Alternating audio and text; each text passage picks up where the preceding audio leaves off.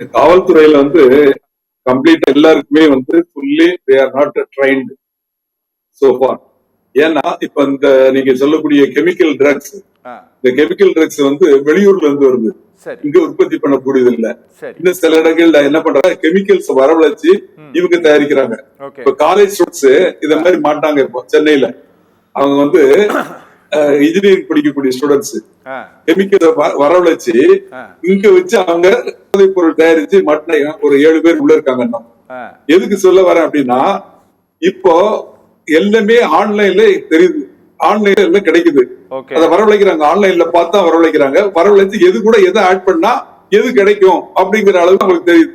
ஆனா இதே விஷயங்களை எப்படி தடை பண்ணணும் அப்படிங்கிறது காவல்துறை படிப்பிக்கப்படல, கற்பிக்கப்படல, அவங்களுக்கு இது புரியல. அதுதான் பிரச்சனை.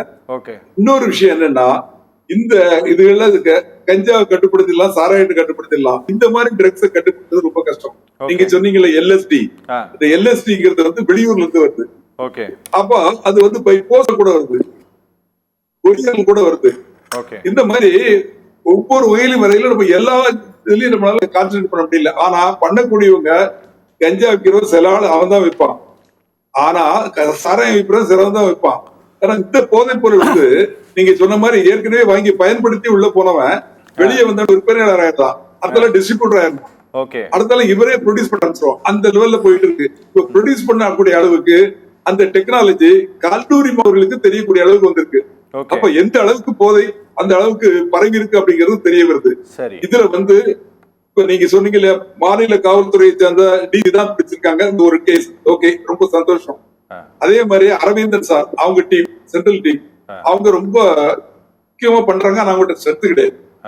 தமிழ்நாட்டில் உள்ள எல்லா காவல்துறையினருக்கும் இந்த அக்கறை வேணும்.